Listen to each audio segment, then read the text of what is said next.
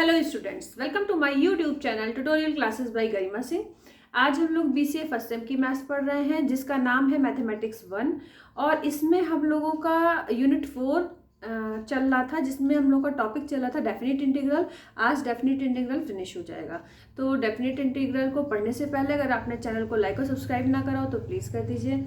और आइए देखते हैं, हमारा क्वेश्चन नंबर 8 है। क्वेश्चन नंबर 7 तक प्रीवियस क्लास में हो गया था। क्वेश्चन नंबर 8 है -π/2 से π/2 sine square x D x. इसको हमें निकालनी है, इसकी इवेलुएट करना है। ठीक है, तो इसमें कौन सी प्रॉपर्टी यूज हो रही है वो हमने यहाँ पे लिख दी है। 8th के फर्स्ट पार्ट में प्रॉपर्टी नंबर 5 यूज हो रही है। कौन सी? -a से a। देखिए लिमिट क्या है, -π/2 से π/2। मतलब a की जगह कुछ भी लिखा हो लेकिन सेम चीज होनी चाहिए, दोनों a की जगह। एक में पॉजिटिव साइन, एक में निगेटिव साइन। पॉजिटिव लिखा नहीं जाता। ठीक है, तो इज इक्वल टू अगर 0 है, ठीक है, इज इक्वल टू 0 ये प्रॉपर्टी गिवन है। तो इसको हम कैसे चेंज करते हैं कि 2 आगे आ जाता है, 0 से a fx dx। क्या हो जाता है? 0 से a fx dx। ठीक है, तो अब देखिए, तो यहाँ पे हमने क्या किया, इस जगह पे पहले हमें ये भी देखना पड़ता है इस प्रॉपर्टी में, जो अगर सेम लिमिट है, अपर लिमिट और लोअर लिमिट, बस नीचे माइनस का साइन है और ऊपर प्लस का। ठीक है, तो देखना क्या होता है कि फंक्शन इवन है कि ऑड है। तो देखिए यहाँ पे fx is equal to sine square X given है। अगर हम यहाँ पे -x रखते हैं और फिर भी वैल्यू प्लस में आती है तो इवन फंक्शन है।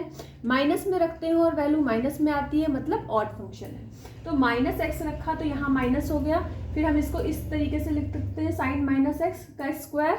तो साइन -x का स्क्वायर भी क्या होता है? साइन स्क्वायर x हो जाएगा। तो मतलब f - x की वैल्यू किसके इक्वल आई है? fx की वैल्यू के।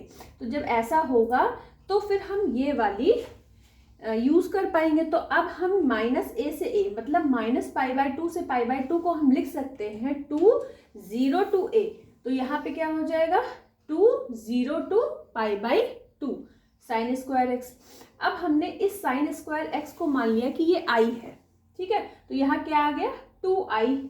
तो इसकी वैल्यू किसके इक्वल आ गई? 2i के। और i हमारा क्या है? Sine square d x. I हमारा क्या है? Sine square x. यहाँ पे नहीं लिख पाए, लिख देते हैं sine square x D x.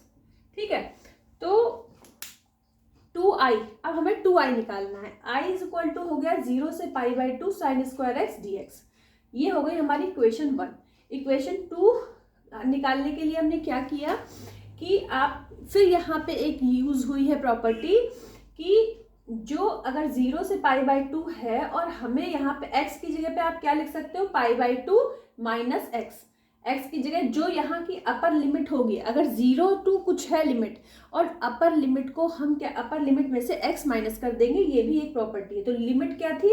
0 से π/2। तो हमने यहाँ पे क्या लिख दिया? π/2 माइनस x। तो अब ये क्या बन गया? π/2 माइनस थीटा क्या होता है? Sine π/2 minus theta cos theta होता है। तो यहाँ पे भी क्या हो जाएगा? साइन स्क्वायर कॉस स्क्वायर में चेंज हो जाएगा। ठीक है, तो ये कॉस स्क्वायर एक्स आ जाएगा। ठीक है, साइन स्क्वायर π/2 माइनस एक्स क्या आ जाएगा? Cos square x dx। ठीक है, तो ये आ गया। अब हमने क्या किया? इक्वेशन 1 इक्वेशन 2 को ऐड कर दिया क्योंकि हमें 2i निकालना है कि क्या होगा ना। दिस इक्वल टू क्या निकला है? 2i। अब हमें 2i की वैल्यू चाहिए और i हमको पता है। ठीक है, तो अब इक्वेशन 1 इक्वेशन 2 को ऐड कर देंगे तो 2i आ जाएगा। और यहाँ पे क्या आ जाएगा? Sine square x plus cos square x, sign square x plus cos square x dx। Integration का साइन, इसकी वैल्यू क्या होती है? 1 होती है। 1 का इंटीग्रेशन क्या होता है? x होता है। लोअर लिमिट लिख दी, अपर लिमिट लिख दी। लोअर लिमिट तो 0 रखेंगे तो कुछ होगा ही नहीं। अपर लिमिट रखी हमने π/2 और ये जो 2i के साथ 2 था ये अपॉन में आ गया। तो i की वैल्यू क्या आ गई? π/4। या फिर ये जो है 2i के इक्वल है तो 2i की वैल्यू क्या हो गई? π/2 और i की वैल्यू क्या हो गई? π/4। ठीक है, तो इस तरीके से हमारा ये क्वेश्चन यूज करा गया है जिसमें हमने प्रॉपर्टी नंबर 5 यूज करी है। 8th के फर्स्ट पार्ट में। अब देखिए क्वेश्चन 8th के सेकंड पार्ट हमारा ये गिवन है 0 to 2 पाई cos की पावर 5x dx। ठीक है, तो इसमें हम ये वाली प्रॉपर्टी यूज करेंगे 8th के सेकंड पार्ट में। देख लो प्रॉपर्टी थी क्या, 0 to 2a, यहाँ पे 2a की जगह पे क्या है, पाई है, fx dx। ठीक है, तो इसको हम लिख सकते हैं 2 0 से a fx dx। इसको क्या लिख सकते हैं, 2 0 से a fx dx if f 2a minus X is equal to fx। अगर हम fx की जगह f 2a माइनस एक्स रखें और उसकी वैल्यू fx आ जाए तब तो हम ये लिखेंगे। ठीक है, अगर हमारा इफ 2a माइनस एक्स रखने पर x की जगह पे माइनस fx आता है तो हमारा आंसर आना चाहिए 0। तो अब हम देखते हैं कि ये कैसे होगा। तो सबसे पहले हमने क्या किया, fx की जगह 2 पाई माइनस एक्स रखा, cos 2 पाई माइनस एक्स, ये पावर 5 थी, यहाँ पावर 5 इधर लिख दी। cos 2 पाई का मतलब क्या हुआ, देखिए जैसे ये है, एक मिनट, ये एक्स एक्सिस या वाई एक्सिस, यहाँ तक का एंगल 90 होता है, फिर 180, फिर 270 और फिर यहाँ पे 360 होता है। ये है हमारा फोर्थ क्वाड्रेंट। फोर्थ क्वाड्रेंट में कॉस की वैल्यू क्या होती है, पॉजिटिव होती है। तो 2 पाई माइनस एक्स, तो यहाँ तक का एंगल 2 पाई होता है। 2 पाई में से अगर आप कुछ माइनस करोगे, कुछ घटाओगे, तो वो उसी में रहेगा वो। तो इसलिए फोर्थ क्वाड्रेंट में कॉस क्या होता है, प्लस होता है। जब प्लस होता है तो यहाँ पे 2 पाई माइनस एक्स क्या हो गया, कॉस की पावर 5x, पावर 5 ये वाला है। तो जब हमने f 2 पाई माइनस एक्स करा तो हमें क्या मिला, fx मिला। ठीक है, तो fx मिल गया। इसके बाद जब fx मिल गया तो अब fx अगर मिलता है तो हम इसको कैसे लिख सकते हैं, 2 0 से a fx dx। 2 0 से a की जगह यहाँ क्या है, पाई, तो 0 से पाई cos की पावर 5x dx। ठीक है, अब हमको इसको निकालना है, इस वाले पार्ट को हमको निकालना है। तो हमने क्या किया, अब देखिए cos की पावर 5x dx है, 0 से पाई। जब यहाँ पे 0 से पाई बाई 2 हुआ था तो हमने जो ऊपर अपर लिमिट होती है उससे x माइनस कर देते हैं।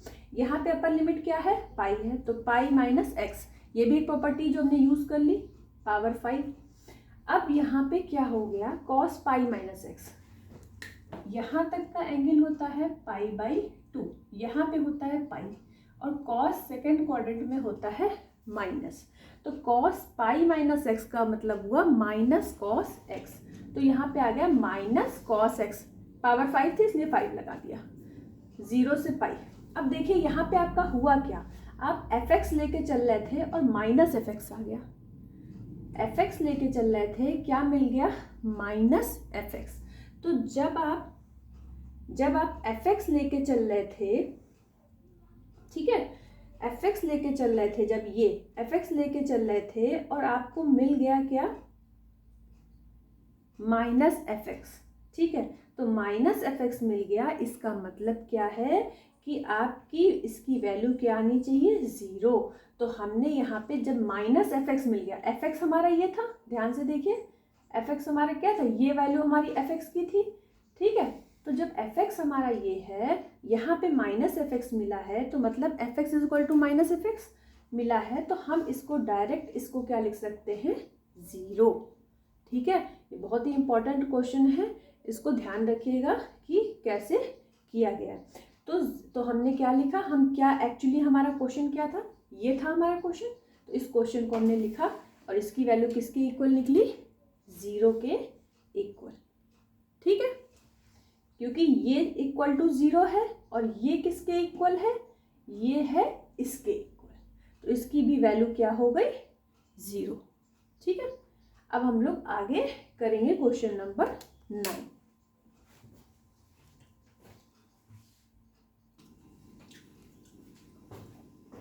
अब देखिए क्वेश्चन नंबर 9 है हमारा, इंटीग्रेट करना है, लिमिट है 0 to pi x dx upon 1 plus cos square x, लाना क्या है, पाई स्क्वायर अपॉन 2 रूट 2। ठीक है, तो हमने क्या किया, सेम टेक्निक यूज़ करी। कौन सी, जो हम लोगों के पास आइडेंटिटी थी कि अगर 0 to पाई है तो अपर लिमिट x की जगह पे अपर लिमिट से वो x माइनस हो जाएगा, तो pi minus x 1 plus cos square pi minus x. अब कॉस पाई माइनस एक्स होता है माइनस कॉस एक्स, लेकिन स्क्वायर है, अगर जो कॉस की पावर जो है इवन नंबर है तो जो माइनस होता है वो प्लस में चेंज हो जाता है, तो minus cos x plus cos x में इसलिए चेंज हो गया क्योंकि पावर क्या थी, स्क्वायर। ठीक है, अब ये क्या आ गया, पाई माइनस एक्स। अब हमने क्या किया, इसको 2 पार्ट्स में डिवाइड कर लिया, pi upon this minus x upon this, ये लिखा हुआ है। ठीक है, अब ये देखिए ये i इज इक्वल टू है तो इसकी जगह पे i हो गया, और जब ये i इधर आया तो ये 2i में कन्वर्ट हो गया। अब हमारे पास केवल इतना पार्ट बचा। अब हमने क्या किया, ऊपर और नीचे कॉस स्क्वायर एक्स से डिवाइड कर दिया, या फिर ये समझ लो कि सेक स्क्वायर एक्स से मल्टीप्लाई कर दिया। तो यहाँ पे जब कॉस स्क्वायर एक्स से डिवाइड करोगे तो सेक स्क्वायर एक्स आ जाएगा, पाई को हमने बाहर निकाल लिया, नीचे सेक स्क्वायर एक्स आ जाएगा, ये 1 आ जाएगा। सेक स्क्वायर एक्स की जगह क्या लिख दोगे, 1 प्लस tan स्क्वायर एक्स। ठीक है, अब 0 से पाई अगर लिमिट है तो उसको आप लिख सकते हो 0 to pi by 2, 0 to pi by 2। ठीक है, ये हो जाता है। अब ये हमने ऐसा क्यों किया, हमने इसी को लेके क्यों नहीं सॉल्व कर लिया, इसी लिमिट को लेके, उसका एक बहुत बड़ा रीज़न है। रीज़न क्या है वो अभी हम आपको समझाएंगे, पहले आगे समझ लीजिए। अगर लिमिट आपकी 0 से पाई बाई 2 हो गई है और आगे 2 से मल्टीप्लाई हो गया है, तो हमने क्या किया कि tan x को हमने t ले लिया, तो tan x का डिफरेंशिएशन क्या होता है, sec square x D X is equal to D T. अब अगर आप यहाँ पे tan की जगह 0 पुट करोगे तो t की वैल्यू क्या आएगी, 0 आएगी। लिमिट में tan 0 इज इक्वल टू क्या होता है, 0, तो 0 आ गई। मतलब जब आपने x is equal to 0 put करा तो t इज इक्वल टू 0 मिल गया। जब आपने x is equal to pi by 2 put करा तो tan पाई बाई 2 की वैल्यू क्या होती है, इन्फिनिटी होती है, तो t की वैल्यू क्या मिल गई, इन्फिनिटी मिल गई। तो लिमिट हमें मिल गई 0 से इन्फिनिटी। अब हम मान लेते हैं कि अगर हम इसको नहीं कन्वर्ट करते, 0 से पाई को ना कन्वर्ट करें, सीधे उसको 0 से 2 पाई लेके चले, और उसके बाद जब हम tan x equal to T लेंगे तो अब आप देखो, अगर आप 0 रखोगे तब तो आपको t की वैल्यू 0 मिल जाएगी, लेकिन अगर आप पाई रखोगे तो tan पाई की भी वैल्यू 0 होती, तो लिमिट क्या मिल गई, 0 to 0, तो क्या मिलेगा, कुछ भी नहीं मिलेगा, 0 ही हो जाएगा सब कुछ। इसलिए हमने इस 0 to पाई वाली लिमिट को चेंज किया। तो ये चीज़ें याद कैसे रहती हैं, बार बार प्रैक्टिस करने से क्वेश्चंस को। तो अब हमने क्या किया, यहाँ पे सेक स्क्वायर डी एक्स की जगह पे डी टी पुट कर दिया, tan x की जगह t पुट कर दिया तो t स्क्वायर आ गया, 2 को हमने √2 का स्क्वायर लिख दिया। अब हमको ये पता है कि 1/a square plus x square का इंटीग्रेशन होता है 1/a tan inverse x upon a। अब यहाँ x की जगह t है तो t अपॉन a हो गया। तो क्या था, 2 पाई तो पहले लिखा हुआ था, तो 2 पाई 1/a मतलब 1/√2 tan inverse x upon a, x की जगह t है, a की जगह √2 है। ठीक है, अब हमने इसमें लिमिट पुट कर दी। पहले हमने इन्फिनिटी पुट करा, जब 0 पुट करेंगे तो एक्चुअली 0 में सब कुछ 0 हो जाएगा। यहाँ पे जब हमने इन्फिनिटी पुट करी तो tan में किसकी वैल्यू इन्फिनिटी होती है, tan पाई बाई 2 की। तो जब tan पाई बाई 2 की लिमिट इन्फिनिटी होती है तो tan इनवर्स से tan कट के क्या मिला, पाई बाई 2 मिला, तो pi upon √2 into pi by 2। जब इसको मल्टीप्लाई करेंगे तो पाई स्क्वायर अपॉन 2√2 आ जाएगा। तो अब ये जो 2i आपका चलता चला आ रहा था, तो इस 2 को हम यहाँ पे ले आए तो हमें मिल गया पाई स्क्वायर अपॉन 2√2। ठीक है, तो इस तरीके से आपका ये क्वेश्चन नंबर 9 हो गया। अब हम लोग करेंगे क्वेश्चन नंबर 10।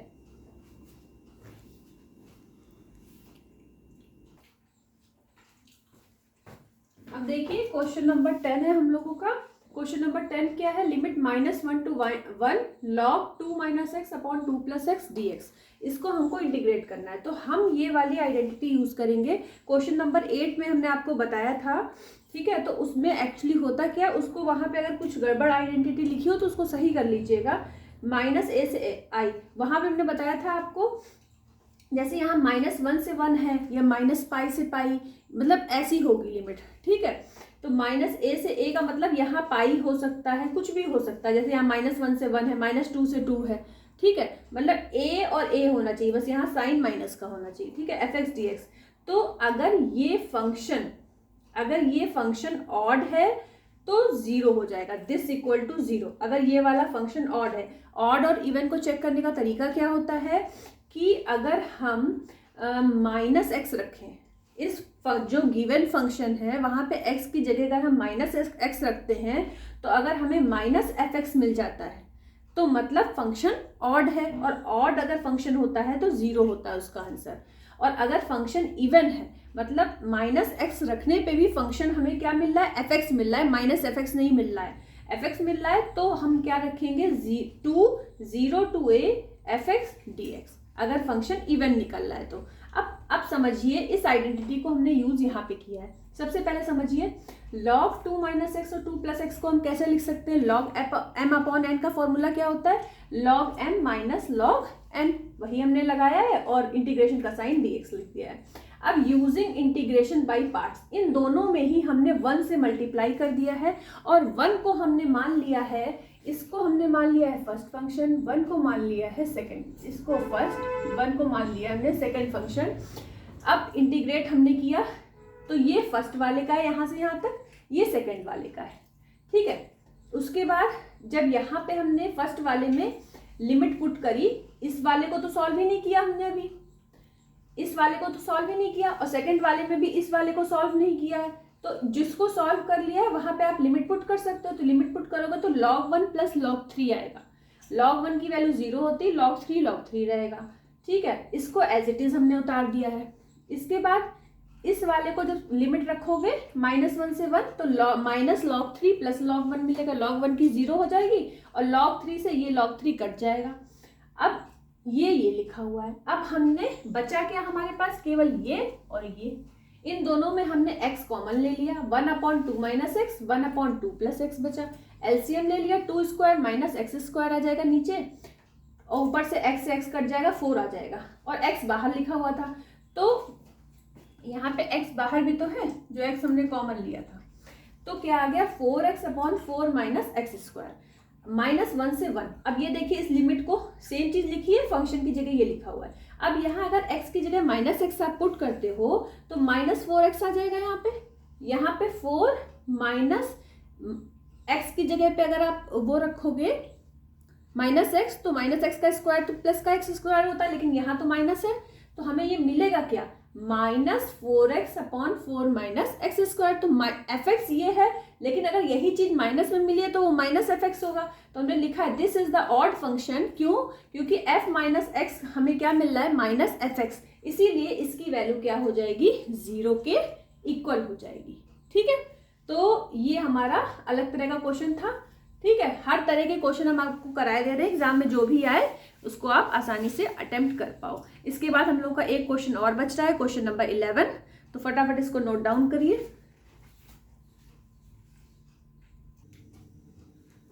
अब देखिए ये हमारा क्वेश्चन नंबर 11 क्या है कि लिमिट दी हुई है इंटीग्रेशन की 2 to 8 mod x - 5 dx।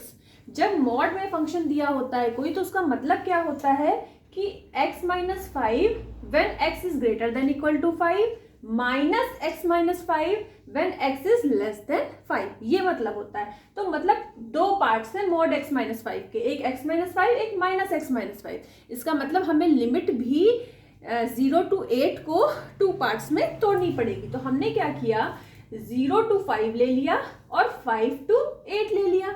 5 to 8 limit देखिए बड़ी लिमिट है ना, यहाँ पे क्या है, x जो है पॉजिटिव में जो बड़ी लिमिट है वहां पे पॉजिटिव वाला फंक्शन लेंगे, जहां पे पॉजिटिव में होगा x - 5, और जहां पे निगेटिव वाला है वहां छोटी वाली लिमिट ले लेंगे 2 से 5 वाली, ठीक है। अब हम ये नंबर कैसे सेलेक्ट करते हैं कि कौन सा नंबर लें, तो 2 से 8 के बीच का कोई भी नंबर ले सकते हो, चाहे 2 और 8 आपको हटा देना है, 3 4 5 6 7 इनमें से कोई भी नंबर ले सकते हो जिससे आपकी कैलकुलेशन इजी हो जाए, ठीक है।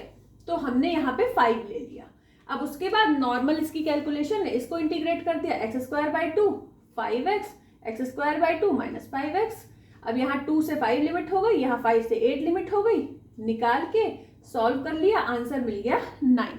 सेम काम यहाँ mod x - 1 था, तो क्या होगा x - 1 when x is greater than equal to 1 minus x - 1 when x is less than 1। ठीक है, अब हमने 2 से 5 के बीच को 2 पार्ट्स में तोड़ना है, तो उसमें हमने कौन सा नंबर लिया, 2 नहीं ले सकते, 5 नहीं ले सकते, कौन से 2 नंबर बचे, 3 और 4। तो हमने 3 ले लिया, 2 से 3, 3 से 5। ठीक है, माइनस वाला साइन जिसकी लिमिट देखिए 2 से 3 छोटी है, 3 से 5 बड़ी लिमिट है। ठीक है, तो यहाँ पे पॉजिटिव वाला फंक्शन रख दिया, यहाँ पे निगेटिव वाला फंक्शन रख दिया, इंटीग्रेट कर दिया, वैल्यूज पुट कर दिया, अपर लिमिट लोअर लिमिट रख के आंसर हमें मिल गया 15/2। ठीक है, तो आज हम लोगों का डेफिनेट इंटीग्रल वाला पोर्शन फिनिश हो चुका है। नेक्स्ट टॉपिक हम लोग नेक्स्ट क्लास में पढ़ेंगे। आज के लिए इतना ही। All the best to all of you. Thank you.